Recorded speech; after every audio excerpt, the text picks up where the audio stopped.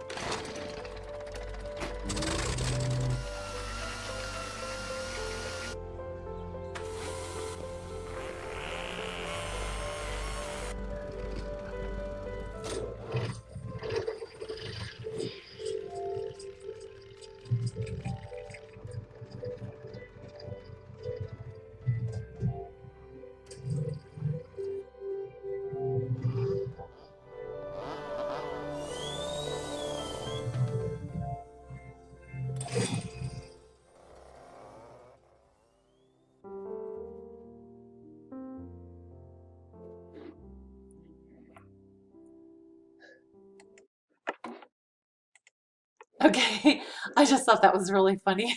Can you imagine having to put gasoline and oil and everything to use it? At least it's a hopeful thing if we ever did lose our electricity. That might be one way we could do it.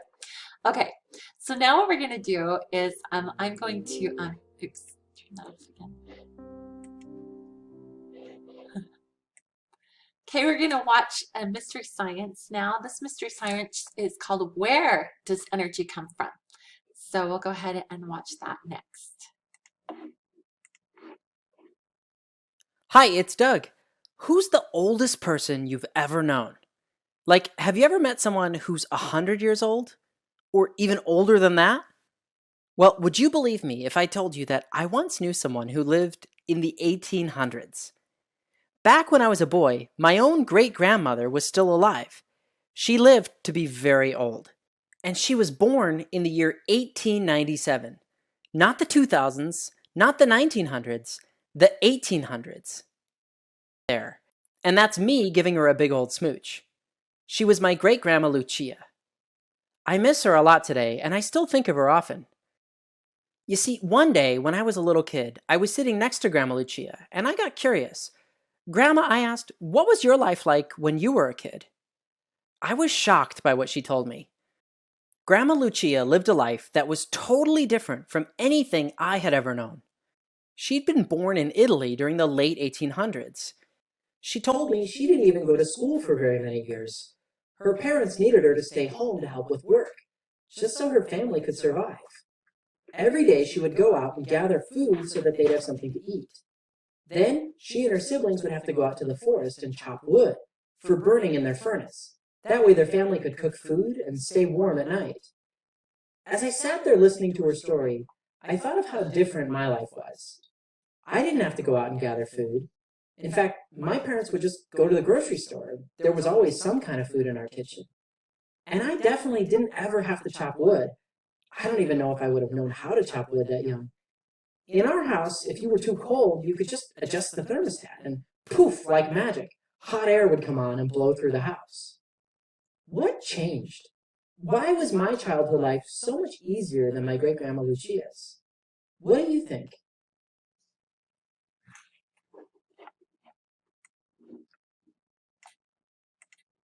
So what changed? Why is your childhood so much easier than her great grandma's was? So some things I can think of is definitely we have running water, we have toilets, we have grocery stores, we have jobs nearby, we have cars. It's immensely different.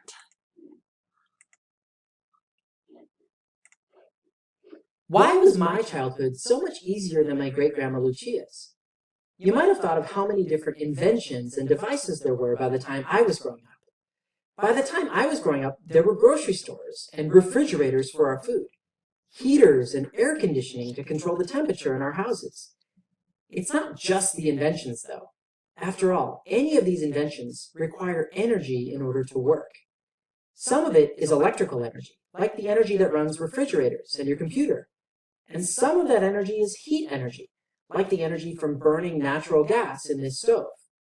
We'll talk in a different mystery about how exactly people generate electrical energy. But even without getting into that here, my point is, by the time I was growing up toward the end of the 1900s, we had so much more energy than my great-grandma Lucia did growing up in the 1800s. When Grandma Lucia was growing up, it's not that people did everything by hand. They had the idea of using energy to help them do work. But the sources of their energy were very limited. For example, I mentioned that in order to heat their homes, they had to chop and burn wood. That took a lot of work. By the time I was born, people were using sources of energy other than wood, sources of energy that contained a lot more energy. One of the most popular was this stuff, coal. Like wood, coal is something that takes a lot of work to get. It's a type of rock, and it has to be mined out of the ground. And also like wood, it has to be burned in order to release its energy. But a chunk of coal contains over 10 times more energy than a chunk of wood the same size. That means a chunk of coal releases enough energy to heat a stove for 10 more hours than a chunk of wood. So, given a choice between burning wood to heat your home versus burning coal to do so, coal clearly had a lot of advantages. There was another advantage to coal too. You know that when you burn wood, it produces smoke. If you've ever had the smoke blow into your face, you know how uncomfortable it makes you. It makes your eyes start to water and sting. You start coughing. Breathing in smoke is actually dangerous for your health if you breathe it in every day. Now, when it's just one campfire, that's not going to harm you, as long as you sit somewhere out of the way of the smoke. But in the village where my great-grandma Lucia grew up, everyone was burning wood from their furnaces every day. That meant a haze of smoke would often hover in the air around them on the days when it wasn't windy outside. Their eyes would sting, and it wasn't good for their health. So burning wood can produce a lot of smoke. By comparison, coal burns a lot more cleanly than wood. It produces far less smoke, which means the air quality would be better if people who were burning wood burned coal instead. During the 1900s, more and more people were switching from burning wood to burning coal. This is a major reason why, by the time I was growing up, there was so much more energy, which made my childhood a lot easier than my great-grandma Lucia's. And coal wasn't the only new source of energy that could be burned to release energy. What other sources of energy have you heard of? Are any of them ones that you burn to release energy?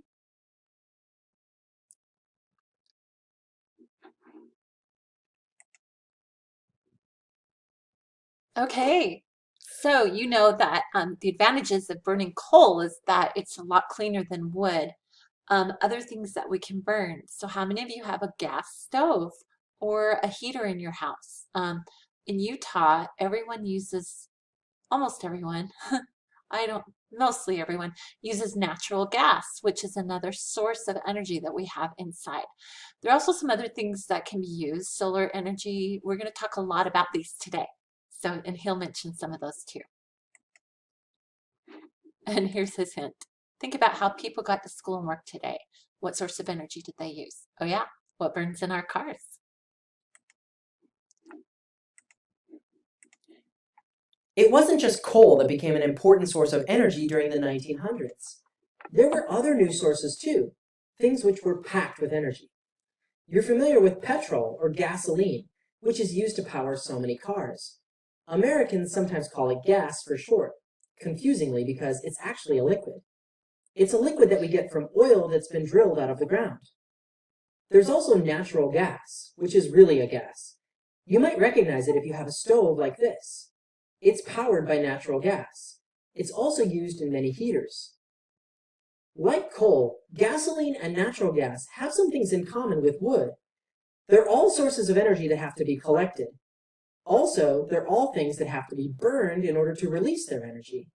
But unlike wood, coal, gasoline, and natural gas are each packed with lots more energy than wood has, which means that burning them releases more energy that we can use. Having all of this energy is what allows us to do the otherwise huge amount of work that's needed in order for us to build things like skyscrapers and cities, to power machines and refrigerators and computers. to grow and harvest food for billions of people, and much, much more. The fact that today we have lots more energy is a huge part of why my childhood was so much easier than my great-grandma's. The fact that when I grew up, there were energy sources like coal, gasoline, and natural gas. All of these things meant I didn't have to go out and chop wood. I didn't have to go out and gather food, and so on. Having more energy saves us the time from having to do all of the incredibly difficult work we used to have to do by hand, which means more of us can now spend more time being relaxed and having fun. And most important of all, having more time means having the time to work on new challenges that we couldn't work on before.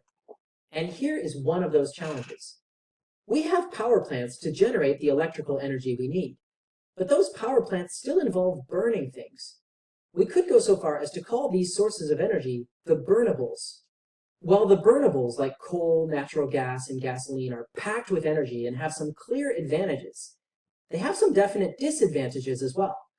For example, we talked about how burning wood generates a lot of smoke, which, if you're breathing in a lot of it, can be dangerous for your health. When you just burn a little coal, it doesn't produce much smoke that you can see. But once you burn lots and lots of it, the smoke can become really noticeable. Here's an example you can see for yourself. This is the view from Beijing, China, on a busy day. It looks like it's a foggy day, but that's not fog, it's smog. Fog mixed with smoke from burning coal. Over 70% of China's energy today comes from burning coal. Even though burning coal produces so much less smoke than burning wood, China has over 1 billion people. That means they're burning a lot of coal, enough to where the small amount of smoke can build up and create very bad air pollution. It's not just China either. Here's the view from Los Angeles, California, where the smog from cars burning gasoline can be really noticeable, especially when there's no wind blowing. What can be done about the problem of air pollution from burnable sources of energy? This is an important problem that many scientists and engineers work on today. Scientists are exploring ways to use sources of energy that don't involve burning anything. These are called alternative sources of energy. Alternative is another way of saying different. In this case, they're different from burning. What kinds of alternative sources of energy have you heard of?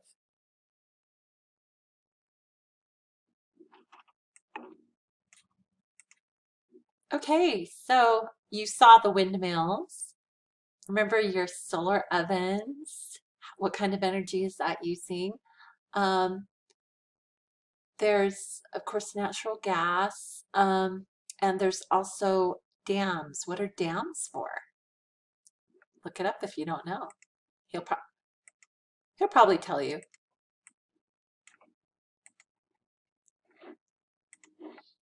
In today's activity, you're going to help a town get all of the energy they need without burning wood or coal or anything else. The town is Boulderville, Nevada. Right now, Boulderville gets its energy by burning coal. But the people of Boulderville want to get their energy using alternative energy sources. To help Boulderville figure out a plan, you'll travel to 3 towns across the United States. These towns don't burn fuel. They use sunlight, wind, and flowing water to make electricity. At each town, you'll gather information. Then you'll make a plan that will let the people of Boulderville get all the energy they need without polluting the air. I'll show you how to get started, step by step. Find a partner. You'll travel together and make a plan. If you're working alone, that's okay too. When you're done with this step, press the arrow on the right. Go ahead and get these supplies for your trip. You'll get more supplies later. Okay, so you'll have these 3 sheets, okay, and they're in your supply list. You just need to copy them off. First, you're going to fly to Greensburg, Kansas, a little town located on the plains. While there, you meet the town's mayor to talk to her about what kind of energy they use. The mayor hands you this report to read. Go ahead and read the report from Greensburg on the wind energy sheet to yourself now. Once everyone has read it, go to the next slide. Okay, so in Greensburg, Kansas, on May 4th, 2007, a tornado knocked down all the buildings in our town. Let me get where you can see me. We needed to rebuild the town, and we wanted our new town to get its electricity from wind. Then we would have less air pollution. There was plenty of room for windmills around the town. So we built 10 big windmills, and when the wind blows, the windmills turn. The turning windmills changed wind energy into electrical energy. The wind blows almost every day in our town.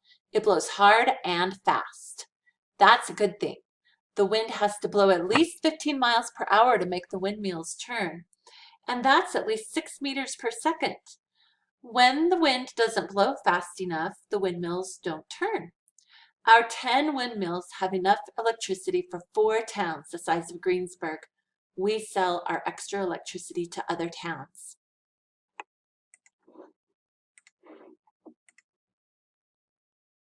Read questions 1, 2, and 3 aloud as a class. Then read the report again with your partner and write your answers. Okay, so they are. What are the benefits or advantages of using energy from wind? So you'll go ahead and answer that. What are possible problems or disadvantages of using energy from wind? You guys can pause the video and answer that. And what does Greensburg have that makes energy from wind a good choice for this town? You can pause the video and answer that.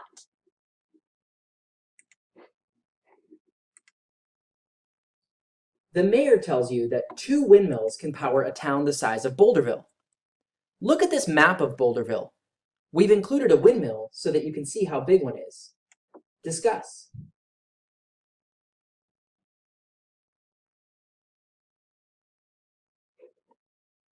Okay, the question is there space near Boulderville for enough windmills?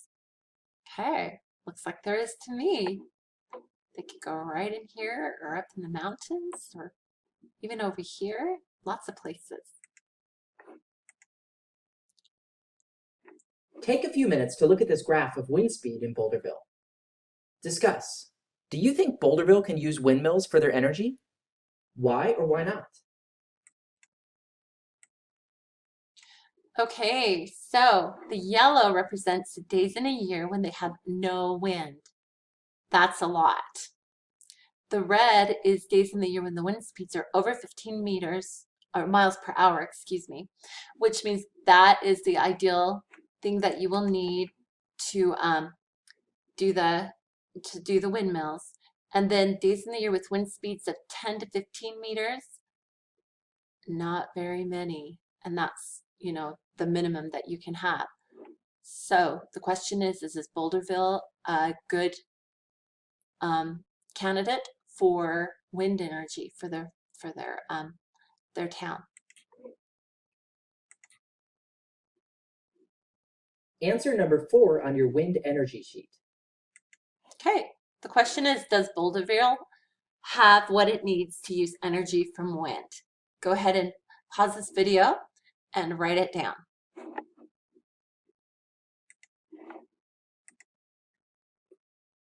Now you're going to fly to Ranchtown, Florida. There, you meet the town's head engineer, and you talk to her about what kind of energy they use. In response, the engineer gives you this report to read. Go ahead and read the report from Ranchtown on the sun energy sheet to yourself. Okay, sun energy in Ranchtown, Florida. We wanted our town to run on electricity made from sunlight. To do that, we use solar panels. These panels take energy from sunlight and change it into electricity. They don't make any smoke or air pollution. Our town's solar panels take up a lot of space, about 440 acres. That's the size of 333 football fields. But those panels make enough energy for more than 10,000 homes. During the day, we make more electricity than our town needs. But there's a problem. Solar panels only make electricity when the sun is shining. They don't make electricity at night. Right now, we have no way to store the extra energy. At night and on cloudy days, we have to get our electricity from other towns, which make it by burning coal and other fuels.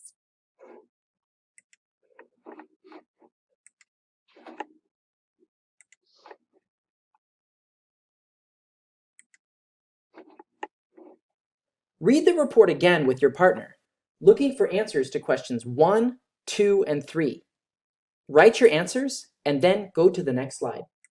Okay, so your questions are, what are the benefits or advantages of using energy from sunlight?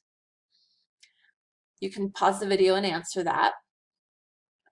Number 2, what are possible problems or disadvantages of having energy from sunlight? Go ahead and pause the video and answer that. And number 3, what does Ranch Town have that makes energy from sunlight a good choice for this town? Go ahead and pause your video and answer that.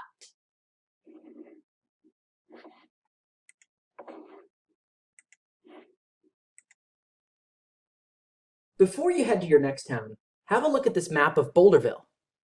To use energy from the sun to power Boulderville, you'd need a whole field of solar panels. Discuss. Is there space near Boulderville for a field of solar panels?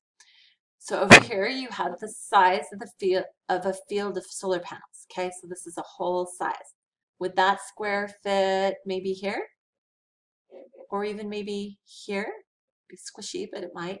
Or even maybe I'm in the way, but if we did here, so it looks like there are spots. This map shows how much energy from the sun that different places get. Boulderville has 1,000 houses. Do you think it's sunny enough in Boulderville to use solar energy? Okay, so on this map, you can see that there are less than 10,000 houses. Let's see, a field of solar panels in this area will supply less than 10,000 houses. Okay, here we are in Utah. We have enough sunlight that we could supply about 14,000 houses in a city. Where they live, down here in this part of Nevada, actually this town is based on a place called Boulder City that I've been to, which is right next to Las Vegas. It's really close to Las Vegas, just so you know, in case you see that area. And they have about 18,000 houses that could be energized with the sun. So they're actually in a really good location, aren't they? Answer number 4 on your sun energy sheet. Okay, so number 4 on the sun energy sheet asks, does Boulderville have what it needs to use energy from the sunshine? And explain. So go ahead and pause the video and then you can write that down.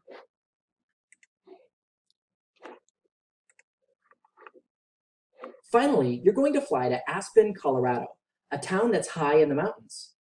While there, you meet the town's historian, and you ask him what kind of energy they use. In response, the historian shows you a picture of what they use and gives you this report to read. Go ahead and read the report from Aspen on the water energy sheet to yourself. Okay. So from Aspen, Colorado, it says, our town is high in the Rocky Mountains. Every spring, snow from the mountains melts. Water flows downhill into streams and rivers. Over 100 years ago, an engineer figured out how to make electricity using energy from the flowing water. People built a dam, a thick wall to control the flow of the river. Then they built giant wheels called turbines. The dam releases water to turn the turbines, and the turbines spin and make electricity. It takes a lot of flowing water to make enough electricity for our town. Making enough electricity for our town takes a flow of about 1 million gallons a minute. Today, our town needs more energy than the dam and the turbines can supply. People don't want to build another dam. They want to be sure the rivers have enough water for fish and other wild animals. So our town buys some electricity from nearby towns that have energy to spare from windmills powered by the wind.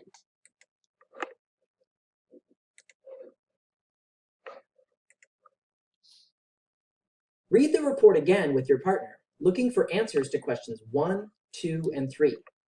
Write your answers, then go to the next slide. Okay. Question number 1. What are the benefits or advantages of using energy from flowing water? Question number 2. What are possible problems or disadvantages of using energy from flowing water? And number 3, what does Aspen have that makes energy from flowing water a good choice for this town?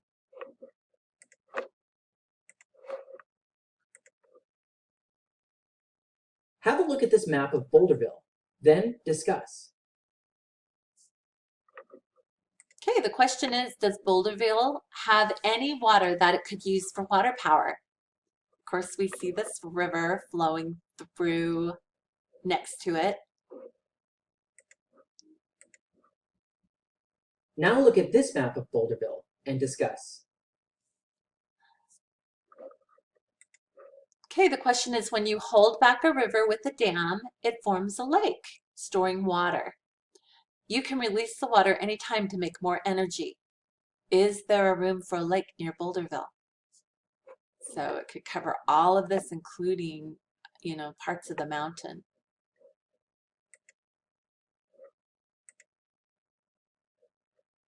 Have a look at this chart.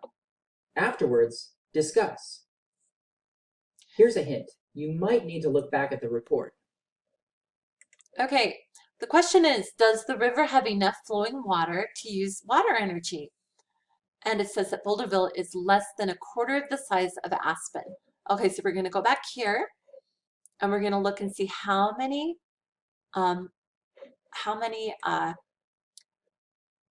gallons of water per minute so can make enough energy. So here it says that to make enough energy, they have to have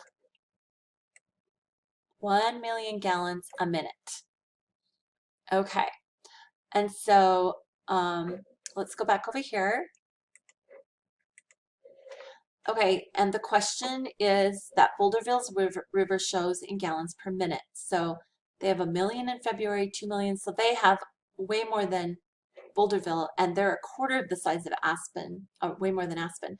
And Boulderville is smaller than Aspen, so according to the report from Aspen, they have plenty. Only in January would they not have enough. They'd have to find some other way to get energy enough. Well, no, because they're a quarter of the size of Aspen, so they have a half, so they still have a quarter more than, yeah, so they're okay. They have plenty.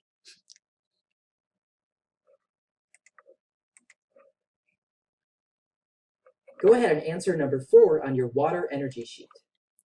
Does Boulderville have what it needs to get its energy from flowing water? So we discovered back from that chart that all they need to have is this 1 million gallons a minute, right? And so they have that, and so they can do it. So you can answer that and then come back to the video. All right, time to get your last supply. Okay, so this is also in your materials. You can make a copy of it. Energy plan for Boulderville.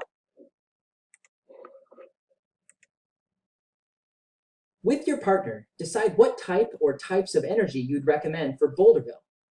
You could choose more than one if you want. Use this sheet to write a letter to the town. You can draw where you'd put windmills, solar panels, or dams on the map if you'd like. Fill in the worksheet now. Okay guys, so go ahead and pause the video and you're going to just fill this out according to what we just learned. Oh, excuse my my pop-up there. And you can go ahead and fill out, what you think, a combination, just from what we just barely learned. You should be able to fill this out. And so I'll let you do that. So go ahead and pause your video. I'm going to move on now. For your plan, you decided to use a certain kind of energy for Boulderville. Look around the room for a poster that matches your plan. Then go to that poster. Discuss these questions with the others at that same poster. Okay, so you guys obviously aren't in a classroom, so we're not putting up any posters. So Find somebody in your house and tell them, okay, I chose water energy for this reason, or I chose sun energy for this reason, or I chose a combination of water and sun energy for this reason. I didn't choose wind energy for this reason. So tell your mom or dad or a sibling, you know, if they're kind of watching along, let somebody know. So do a discussion. Can your class agree on what Boulderville should do? Your teacher will lead a class discussion. Afterwards, be sure to watch the final video. So we can't do really a class discussion. Might be kind of fun to do a Zoom on this, but I know it would be really hard to get everyone at the same time. So just go ahead and discuss it with whoever you were telling before, a parent, or if you're doing it with siblings, and answer the question. Boulderville wants to use an energy source that doesn't involve burning something. In the activity, you read about 3 options. For each one, you had to consider the advantages, or pros, And the disadvantages, or cons. Wind has some interesting advantages, especially that it doesn't involve burning anything. But for it to be a source of energy that people can depend on, it needs to be windy. You saw from the graph that, at least in Boulderville, most of the time it's not windy enough for wind to be a dependable source of energy. Solar panels were another interesting choice, especially since Boulderville is located in the desert. There's plenty of sunlight year-round. However, one disadvantage is that solar panels can only produce energy when the sun is shining. And we can't forget that even though Boulderville is a sunny place, the sun isn't out at night. So solar panels are an interesting option, as long as you keep in mind that they wouldn't be a completely dependable source of energy. At least not if they're the only thing that Boulderville used. That left one other option you considered in the activity: water power, or hydroelectric energy. In other words, using the energy from flowing water to spin turbines to produce electricity. You saw from the map that Boulderville has a river, and that the river flows enough for it to be a source of energy for the town. Now, if there's a dry spell where the river doesn't flow much, a lake created by a dam could be a source of energy. So building a dam would be an option for Boulderville if they want to use a source of energy that doesn't involve burning fuels. In the activity, Boulderville was just a made-up example, but it's based on a real town, Boulder City, Nevada, in the USA. Burnable fuels are the most common source of energy for towns and cities today. For example, many towns and cities rely on burning coal for their energy. But not Boulder City, Nevada. They have a huge dam, the Hoover Dam, which generates enough electricity for over 1 million people in 3 different states. Boulder City also put in an entire field of solar panels to capture energy from the sun. Now, since this might have been the first time you've thought much about energy and where it comes from, keep in mind that the things you learned about energy today are just the beginning of your learning. If this were a real-life decision for a town, there would have been many other questions you'd want to get more information about. Maybe you thought of some of these. For example, how much does it cost to produce a windmill, or a solar panel, or a dam? What materials are these made from, and where do they come from? And how much energy do each of these give us? You might also have wondered, since the sun goes down at night, is there any way we could store the energy that we get from solar panels during the day? There are so many more questions left to explore. There are even other sources of energy we haven't talked about yet, like nuclear power. How we get energy is a topic that you'll have the opportunity to learn even more about in middle school and high school. That's because it's an important topic that scientists and engineers are still working on.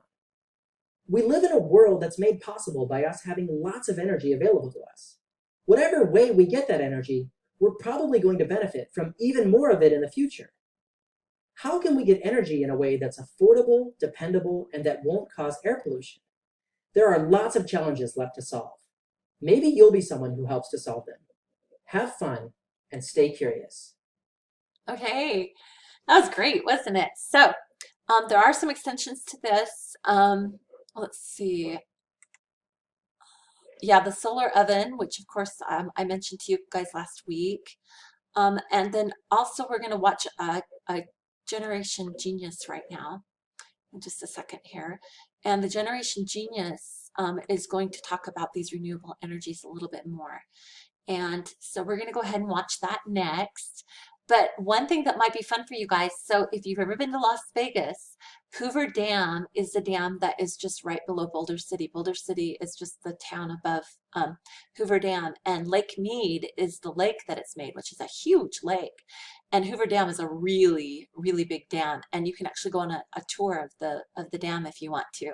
And it's pretty cool. It's kind of scary because it's so high up in the air and you can drive over it. And so that's a tourist attraction just outside of Las Vegas, and Boulder City is just right up the road in the mountains from it. So kind of interesting. If you want to look it up a little bit, you can look up some stuff about Hoover Dam. Okay, let's go ahead and watch our Generation Genius now. Go ahead and put myself right down here. And actually,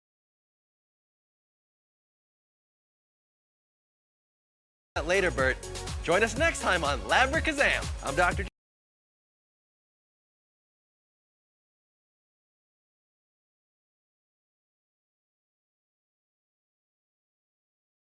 Jeff. I'm Izzy. I'm Zoe. And I'm Bert. Remember,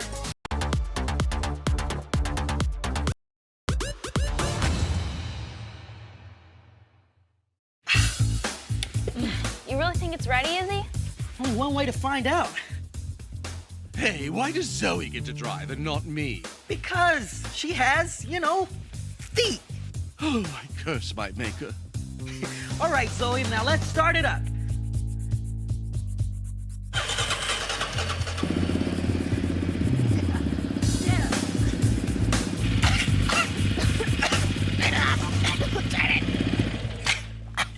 hey guys, what's going on? Hey, Dr. Jeff, we're fixing this ATV, which is perfect, except for one small, tiny detail. We can't breathe around it. Let me drive. I'm a robot. I don't need to breathe. Well, us people do. Have you guys tried a renewable energy source? What is that exactly? I thought you would never ask. I'm Dr. Jeff Binnicker, and today we're going to explore renewable versus non-renewable energy sources. We'll learn where non-renewable energy, like fossil fuels, come from. We'll explore the different types of renewable energy, like wind, solar, and water power. And we'll even see how renewable energy can power today's most advanced cars.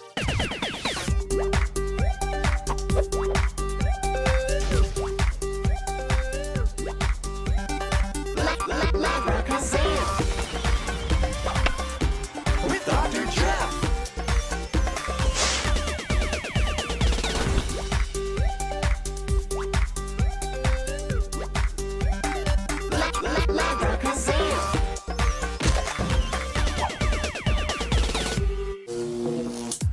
Welcome to Labracazam, where we make science make sense. Hey, Dr. Jeff, when you mentioned renewable energy, you weren't talking about gasoline you get at the gas station, right? Right. Gasoline is a fossil fuel, just like coal and natural gas. There's a chance that we could run out of them. I've heard of fossils before. Is fossil fuel really made from dead dinosaurs? Actually, it kind of is. A fossil is the remains of prehistoric life, but not just dinosaurs. Rather, fossil fuels are made from all kinds of plants and animals that lived millions of years ago. So how did dead plants and animals turn into fossil fuels? Non-renewable energy sources like fossil fuels were formed millions of years ago from plants and animals. These living things died and over time became covered in mud and rock deep in the earth. The pressure of the ground above them, combined with the Earth's heat, converted this matter into fossil fuels, which are then pumped out of the earth by humans to be used as energy today. There are 3 common fossil fuels. The first is coal, which is a solid. Does he seriously just walk around with coal in his pocket? Just go with it. Here you can see how coal is burned in order to power a train. Next is oil, which is a liquid and it's used to make gasoline. As Zoe mentioned earlier, gasoline is used as fuel to power our cars. Don't try this at home. Gasoline can burn. Let's count it down. 3, 2, 1. That was awesome. We can harness that energy in an engine, which is used to make trains, cars, and buses go. And the third fossil fuel is a gas that is natural. We call it natural gas. What genius came up with that name? Natural gas, most commonly methane, is what we use to heat our homes and power our stoves. It's extremely flammable. This balloon here is filled with natural gas. You know what that means. We're gonna light it on fire. Here we go.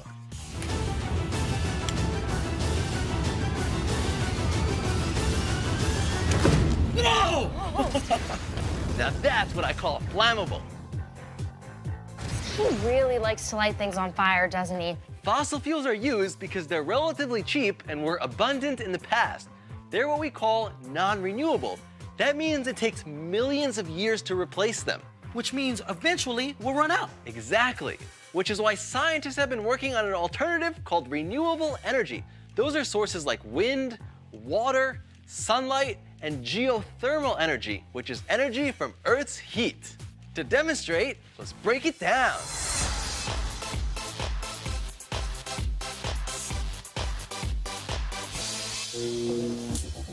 One example of a renewable energy source is called ethanol. It's a fuel made from plants like corn that can be used to power your car. Fuel made from corn? What's next? Electricity made from farts? That's actually not a bad idea. Electricity made from farts. Unlike fossil fuels, corn can be grown in less than a single year, so that means we'll always have a supply. That's right. This is ethanol. It looks like water, but it's actually a fuel, and that means it's also extremely flammable. I put a little bit of ethanol in each of these 3 bottles. I've then turned it around to cover the sides with ethanol. There's also air inside. Ethanol and air are very flammable. Also, I put nails inside each of these bottles. So if a spark were to jump across the nails, it would set off the flammable mixture and the cork would shoot out. We can set it off using this device here. It makes a spark. You know what that means? Safety gear. Don't try this at home. All right, Zoe, you're up first. Just touch that to the nail. Whoa! That was awesome. Next one. My turn, my turn.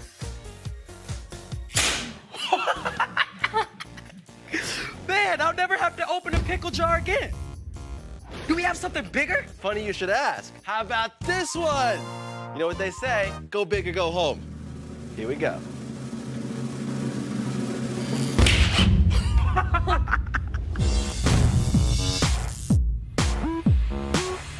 That was awesome.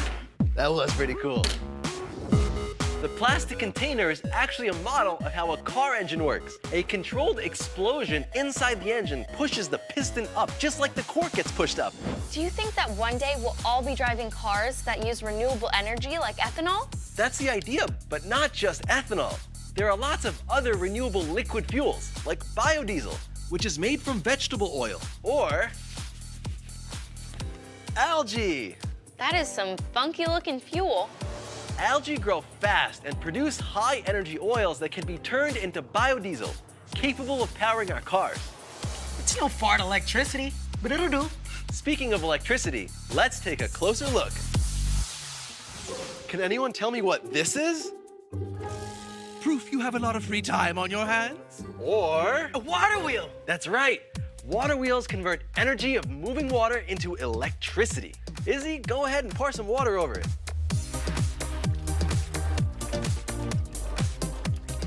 Awesome. When flowing water turns the wheel, It powers the generator. Labracazam. For more examples of renewable energy in the world, Let's check out some real world science.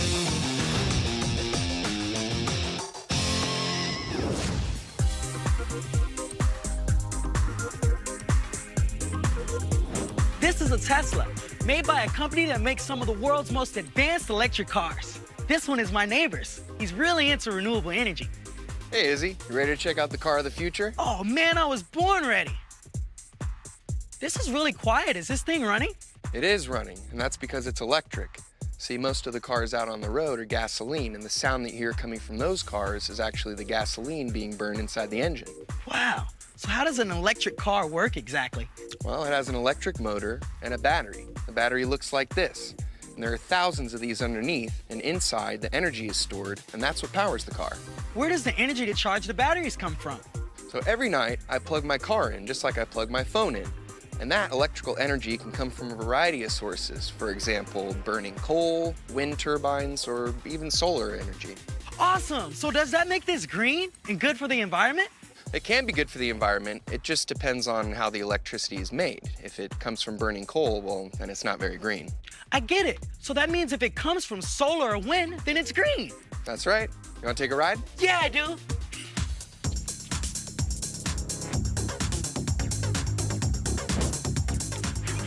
Wow, that car is fast. Thanks for showing us how cars can use renewable energy, Ty. You bet.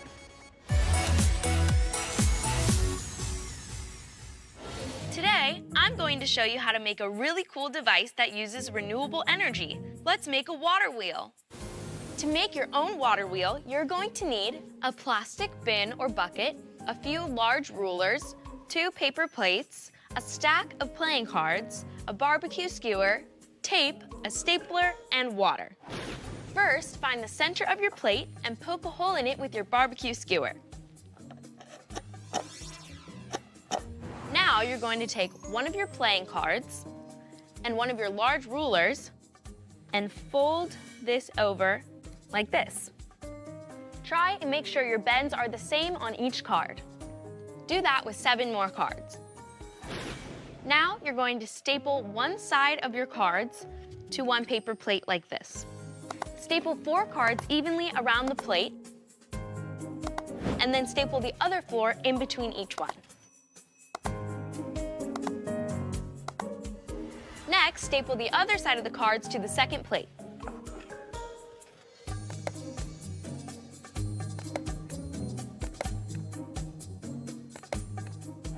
That looks great. Now I'm going to put the barbecue skewer through both paper plates. Next, place your water wheel on top of the bin. I've already placed 2 rulers to hold up the water wheel, and now I'm going to tape down the barbecue skewers.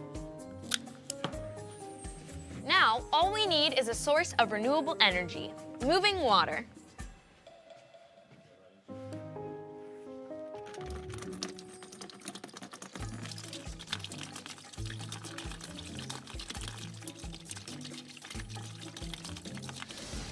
Just imagine, instead of a pitcher of water and a skewer, this was a waterfall turning an electrical generator. That's a lot of renewable energy. Try it yourself. Thanks, Zoe. Now, let's review. Today, we learned that fossil fuels are sources of energy made from prehistoric plants and animals. We learned that non-renewable energy comes from sources that could eventually run out, like coal, oil, and natural gas. And renewable energy comes from natural resources that can be replenished, like sunlight, wind, and water. This renewable energy source changes everything. We've only made a little modification, and now we can power our ATV with ethanol. Start her up.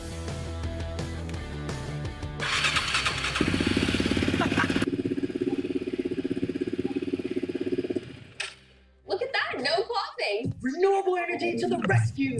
Next time, I'm driving. Oh, by the way, I need you to give me some feet. We'll talk about that later, Bert. Join us next time on Labracazam. I'm Dr. Jeff. I'm Izzy. I'm Zoe. And I'm Bert. Remember, Always question, always wonder.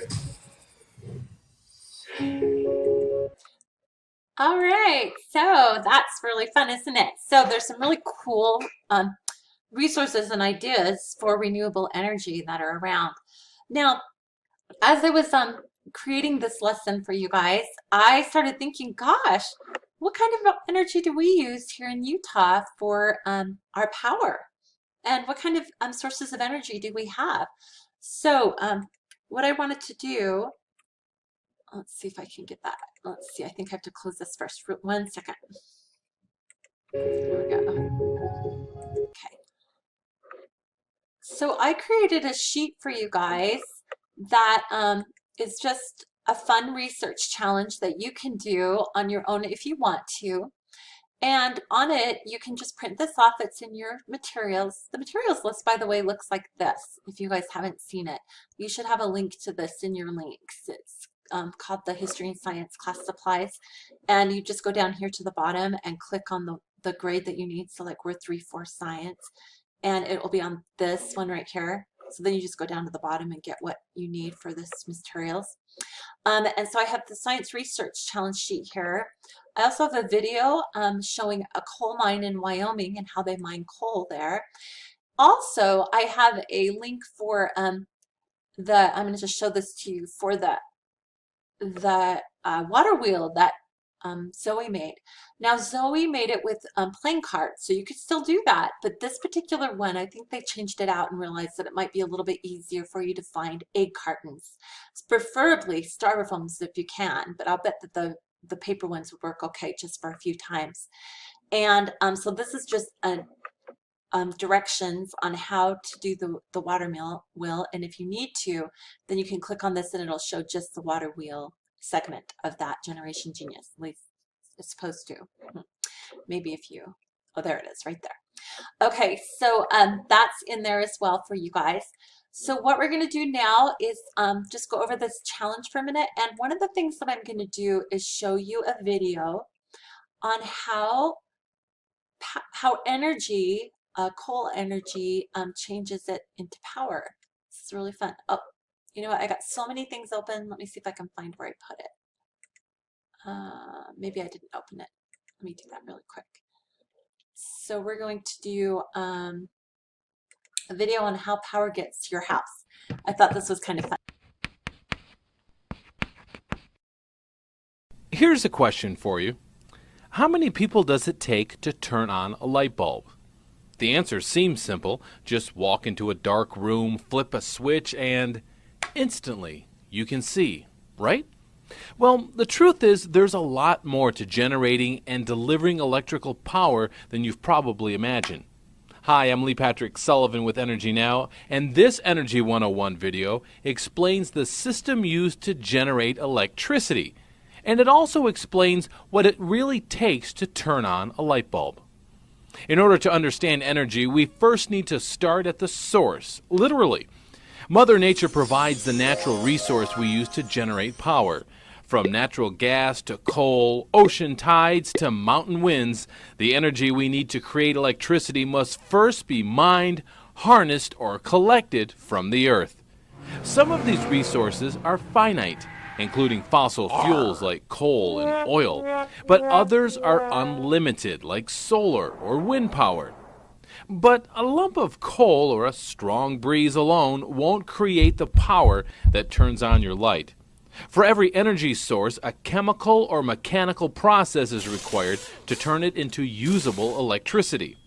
Every day, researchers work to find innovative ways to use our limited resources, process raw materials, harness renewables more efficiently, and find entirely new energy sources. Today, the majority of America's electricity comes from thermal power plants. Fuels like coal, natural gas, biomass, and uranium are used to heat water until it produces steam, which powers a turbine and generates electricity. That steam turns propeller-like blades around a rotor inside the turbine. This turning rotor connects to a main shaft which spins magnets with a coil inside a generator. It's the generator inside a turbine that converts mechanical energy into electric energy and creates electricity. Steam is an efficient method of producing electricity because the water can be recycled and reused as it changes back and forth between liquid and gaseous states. Transporting electricity from the power plant to your home is an entirely different process. Current technology cannot cost-effectively store large amounts of electricity, so significant challenges exist when it comes to transferring that electricity across long distances. Just enough electricity has to be generated to meet demand at all times and be transmitted through power lines to reach your light switch. Too much or too little power can crash the transmission system and cause a blackout. That's why a complex mix of logistics, management, and infrastructure is needed to transmit electricity from power generators to consumers. Enter the electricity grid, also known as simply the grid. The North American electricity grid is actually made of 4 large grid systems: the Western grid, the Eastern grid, the Texas grid, and a grid covering the Canadian province of Quebec. These independent regional networks of power plants and transmission lines carry electric energy at high voltage within their area to local utilities.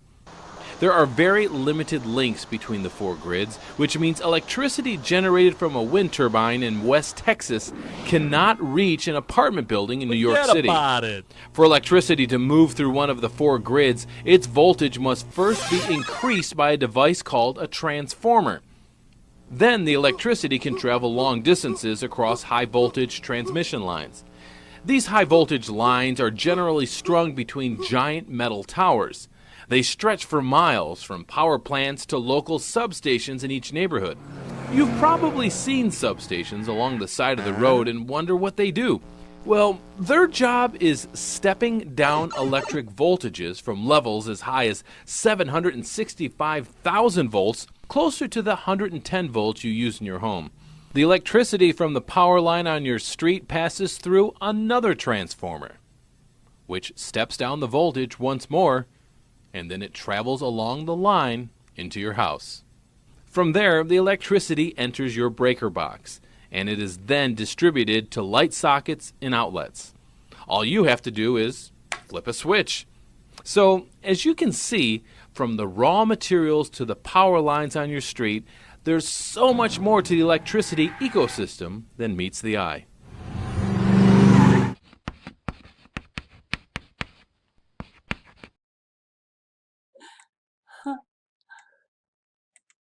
All right, so we have spent almost an hour learning about renewable and non-renewable energy and the different ways that we receive power and receive those energy forms are used to create power for us.